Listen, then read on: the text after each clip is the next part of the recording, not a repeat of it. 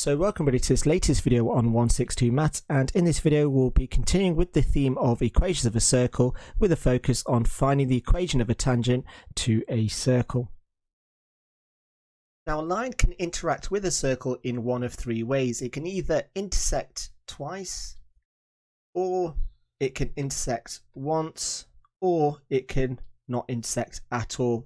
Now if a line intersects twice, then it could be classed as either a chord or a diameter, and you tend to find that with further maths or high level questions you may get a geometric proof question where you're asked to show whether the line represents a chord or the diameter of the circle. Now if you do get those particular questions, then one way of proving a line is a chord is by working out the distance between 2 points, which will always be given to you, and showing that that distance is less than 2 lots of the radius, in other words the diameter, because obviously if the distance between the 2 points is less than the diameter, it's got to be a chord. And likewise, it's a nice little segue into proving that a line represents the diameter or goes through the diameter of a circle is if the distance from one end of the circumference to another is actually equal to 2 lots of the radius or the diameter. Now when you've got a line that only intersects a circle at one point, then we can class that line as being the tangent. And again, this is what we're going to discuss further in this video of actually finding the equation of that tangent when a line intersects a circle at one point. So just to go over, when a line touches a circle at one point, then we can class this line as being a tangent to the circle. Now once you are given a plotted circle and asked to find the equation of a tangent at a particular point, as you can see the tangent is a straight line, so it will follow the format of y equals mx plus c, where m is the gradient and c is the y-intercept. Now in order to find the equation of the tangent, you're going to need to find two things. One of them is the gradient and the other is the y-intercept, or to use a coordinate that lies on the tangent to find out what the equation is going to be. So the first instance, if you know what the y-intercept is going to be, you can then go straight into substituting it into y equals mx plus c, whereas if you know the coordinate, then what you would then have to do, so for this part here you would use y minus y1 equals mx minus x1, and again you can watch a video on equation of a straight line to see how we use that to represent the equation of a straight line.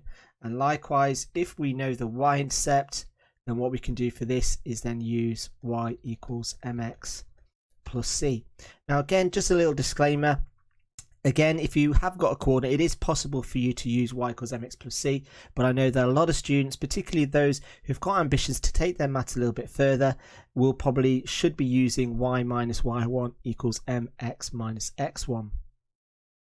So to find the gradient of the tangent, which is always going to be your first step when trying to work out the equation of a tangent. Now the gradient of the tangent is always perpendicular to the gradient of the center of the circle to point A.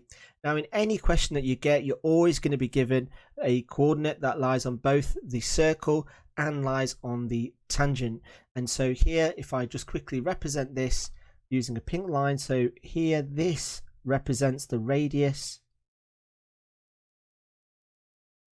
and this line here is going to be perpendicular to the tangent, which is our blue line. So it's the tangent at A, and this therefore is the radius. So the gradient of this pink line will always be the negative reciprocal of that blue line. Now, so the first thing you want to do is basically find the gradient of AO. Now for this, if you're doing GCSE, you tend to find that O will always be at the origin. So to work out the gradient of that pink line, if I just get rid of this here, so the first thing you want to do is work out the gradient of the pink line, and how we do that is, well, looking at the coordinates of A. So if I just call that coordinate X and Y, then this point here will be my Y, and this point here will be my X. So then to work out the gradient of that pink line, I turn that into a triangle. This distance here is going to be the same as Y, and this distance here is going to be the same as X. And so here, to work out the gradient from when the circle has got a center of 0, 0, I can just use this. Now for when you've got a circle where the center is not in the origin, so not 0, 0, then what you would then have to do to find the gradient of that pink line from the center to the point in question, I would then need to use this formula here, which is y2 minus y1 over x2 minus x1. Now if O, and again that doesn't necessarily need to be the center, that's going to be x1, y1, and the coordinate of A is going to be x2, y2, and then I would substitute those ordinates into this formula to work out what m is. Now the key thing here to bear in mind is, remember that if your line is going down, then this represents a negative gradient, and if your line is going up, that represents a positive gradient. So always just double check with your numbers that you're doing that you're either sticking a minus in front of it or a positive in front of it, particularly when you're given a diagram and you can visually see whether the gradient is going to be positive or negative. So let's have a look at then writing the equation of the tangent. So once you have got the and calculated the gradient of the tangent, if you know the y-intercept of the tangent, so we're going to call it c, substitute these values into y equals mx plus c. So if you know the y-intercept, just substitute that, class that as c, using m, sub it straight into that formula. Now if you don't know what the y-intercept is, and it's all, I would say probably 4 out of 5 times you're not going to be given the y-intercept, then use the coordinate of A as your x and y, and using m, substitute this into y equals mx plus c to find c before writing the equation of the tangent by substituting the correct m and c value into y equals mx plus c. Now that is a massive big mouthful, so do not worry if that doesn't make any sense, because when we go through some examples, which we'll do shortly, I will show you how to use y equals mx plus c if that is the formula you have been taught. Another alternative, and you may find this easier, is once you know the gradient of the tangent and you know the coordinate of A, then we can just simply substitute this into our second equation of a line, which is y minus y1 equals mx minus x1. You then expand the bracket and make y the subject, and again I'll go through how to use this formula in an example. So let's have a look at this example here. So it says with question 1, let me just make sure it's maximizing the screen. So it says find the equation of the tangent to the circle x squared plus y squared equals 25 that passes through A, and we've got the coordinate of 3, 4. So this here is our equation of the circle. So let me just label that. So that's the equation of the circle. So the first thing I want to do is I want to work out the gradient of OA. So the gradient of OA. And so looking at that coordinate there, turn it into a right angle triangle. Now this coordinate has got a coordinate of 3, 4.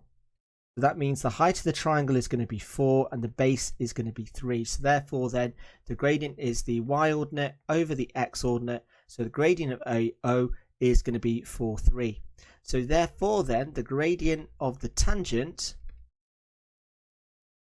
is going to be the negative reciprocal of that, which is 4 over 3, in which there I flip the fraction and change the sign. So this value here is the gradient of the tangent of that blue line, which makes sense because the line has got a negative gradient and I've got a negative value. So this here is my m value. So now the next thing we can do is do one of two things. So in this particular one, I'm going to use y minus y1 equals mx minus x1. So here m equals minus 3 over 4, x1 equals 3, and y1 equals 4. And if you're wondering where I've got my x and y1 values from, it's from the coordinate of A. So then substituting these numbers into this formula, I get y minus 4 equals minus 3 over 4 x minus 3. The next thing I want to do is expand the bracket, so I end up with y minus 4 equals minus 3/4 x plus, because I've got a minus and a minus, it then becomes 9 over 4. Now at this stage, if you want to use decimals, you can do, so you can write 9 over 4 as 2.25, and you can work with that and write 3 over 4 is 0.75. That's absolutely fine. But I would say that it's always useful, and sometimes it's a lot simpler to use fractions, particularly going forward in your mathematics to AS or A level. So from this, all we then need to do is take this 4 over to the side by adding 4. Now 4 written as a denominator over 4 is going to be 16 over 4, because again I want to do 9 over that, so it makes it easier. So here I end up with y equals minus 3 over 4x. Now make sure your x is on the side of 3 over 4, it's not on the numerator or the denominator. Numerator is okay, but definitely do not have your x on the denominator. Plus, and then I've got 2.25 plus 4, or 16 over 4, which then becomes 25 over 4. Now another alternative to this, you can write it as y equals minus 0.75 plus, oh sorry, forgot the x, let me just correct that, and 25 over 4 as a decimal is 6.25, and that would be absolutely fine as your answer. So any of those two would be fine.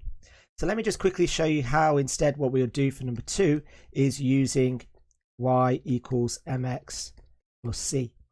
So for this, what I need to do first is I know that m is minus 3 over 4, and I'm going to use x as 3 and y as 4, and what I need to do is find c. So substituting those numbers in, what do I get? Well, I get 4 equals, and it's minus 3/4 times 3 plus c, and again all I've done is I've substituted those 3 values into y equals mx plus c.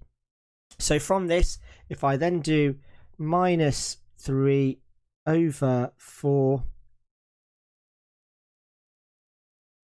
times 3, I end up with minus 9 over 4 plus c, and then c gives me an answer of 25 over 4, which kind of makes sense based on my previous work. So then using these two values here of m and now c, I can then write down the equation of the tangent, which is y equals minus 3 over 4x plus 25 over 4. And again, you could write it as your decimal equivalents, and that would be fine as well. Moving on to our second example. So again, very, very similar, but this time our point is in a different quadrant. So here we're going to be dealing with negative coordinates, but the method is exactly the same. So here it says find the equation of the tangent to the circle x squared plus y squared equals 169. That passes through P, and we've got the coordinate of minus 5, 12. So again, let me just label this center as O. And what I need to do first is not use blue because I've already used blue. So let's use green. So what I want to do is I want to work out the gradient of OP. So to work out the gradient of OP, I draw my triangle. The y ordinate is 12, the x ordinate is minus 5. So that means then the gradient is going to be 12 over minus 5. Now with this then, I can then work out the gradient of the tangent, which is going to be the negative reciprocal of this. So I flip the fraction and change the sign. So from a negative, that now becomes a positive. And let me just highlight this as being my m value. So then all I've then got to do is substitute those numbers in to find the equation of the line. So again, using y minus y1 equals mx minus x1, I get y minus 12 equals 5 over 12 x minus minus 5. So from this I get y minus 12 equals 5 over 12 x plus 5.